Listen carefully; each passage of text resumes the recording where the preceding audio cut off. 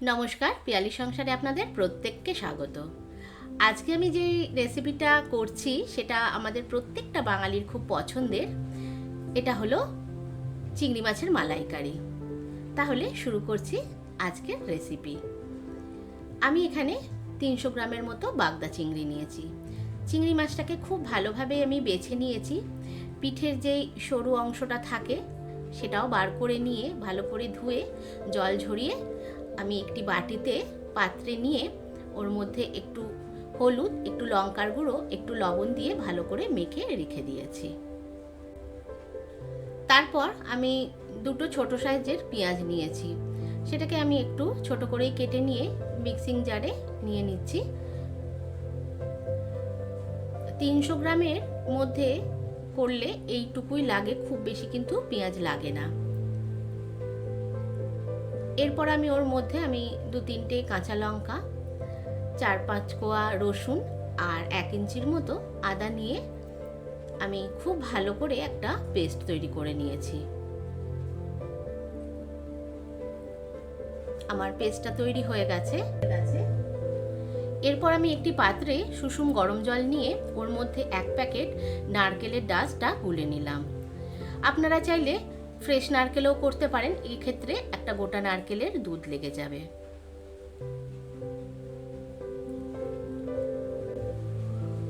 এরপর একটা frying pan বসিয়ে আমি কিছুটা সর্ষের তেল দিলাম। আমি এবার চিংড়ি মাছগুলোকে ভেজে নেব। চিংড়ি মাছগুলো ভাজতে কিন্তু খুব বেশি সময় লাগে না, 1 থেকে 1.5 মিনিটের মধ্যেই ভাজা হয়ে যায়। ভাজা এখানে হবে না, শুধু একটু কালার চেঞ্জ হলেই কিন্তু নামিয়ে নিতে হবে। আমি দেওয়ার পর কিছুক্ষণ রাখার পর যখন কালারটা চেঞ্জ হয়ে গেল আমি উল্টে নিলাম। তারপর ওদিকের কালারটাও যখন চেঞ্জ হয়ে গেল আমি নামিয়ে নিলাম। খুব সুন্দর কালার হয়, বেশ লালচে ধরনের, দেখতেও ভালো লাগে। আমার রেসিপি আপনাদের কেমন লাগছে অবশ্যই জানাবেন। ভালো লাগলে লাইক, শেয়ার, কমেন্টস আর সাবস্ক্রাইব করে দেবেন। আর যারা ফেসবুক থেকে দেখছেন তারা ফলো করে দেবেন। এরপর যতটুকু তেল ছিল ওর মধ্যে 1 চামচ তেল দিয়ে আমি 2-3টে এলাচ, 1 ইঞ্চির মতো দারচিনি আর 2টো তেজপাতা ফোড়ন দিয়ে আমি বেটে রাখা মশলাটা দিয়ে দিলাম। দিয়ে ভালো করে কষাতে থাকলাম। এই সময় আমি কিছু রেগুলার মশলা দেব, যেমনি 1 চামচ জিরে গুঁড়ো, একটু হলুদ আর একটু লঙ্কার গুঁড়ো। তারপর ভালো করে কষাতে থাকবো। আমি দেখুন এখানে তেলটা কিন্তু খুব কম দিয়েছি।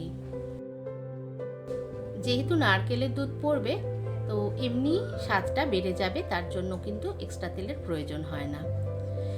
সঙ্গে আমি 2টো কাঁচা লঙ্কাও দিয়ে দিলাম, দিয়ে খুব ভালোভাবে কষাতে থাকলাম। দেখুন হালকা হালকা তেল ছাড়তে আরম্ভ করলো। এই অবস্থায় আমি নারকেলের দুধটা সম্পূর্ণটা দিয়ে দিলাম। আপনারা যদি মনে করেন যে গ্রেভিটা আরেকটু লাগবে তো আরেকটু জল অ্যাড করতে পারেন। আমি যেমনি সামান্য জল অ্যাড করেছি, তবে খুব বেশি পাতলা হলে কিন্তু ভালো লাগবে না। এরপর আমি ওর মধ্যে স্বাদ মতো লবণ দিলাম, দিয়ে খুব ভালোভাবে মিশিয়ে নিলাম। তারপর ঢেকে দিলাম। কিছুক্ষণ পর ঢাকা নামিয়ে যখন জলটা ফুটে উঠলো আমি একটু পরিমাণ মতো মিষ্টি দিলাম। তারপর চিংড়ি মাছগুলো দিয়ে দিলাম।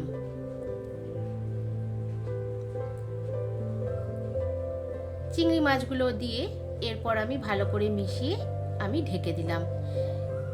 এখন প্রায় 4 থেকে 5 মিনিটের মতো আমি ঢাকা দিয়েই রাখলাম। আমার রান্নাটা প্রায় শেষ হয়ে গেছে। এবার সার্ভের পালা। তো আমি নামাবার আগে একটু ঘি দিই, এটা অপশনাল, আপনারা দিতেও পারেন নাও দিতে পারেন, তবে আমার ভালো লাগে ঘিটা দিলে। আজকের মতো এলাম, ভালো থাকবেন, নমস্কার।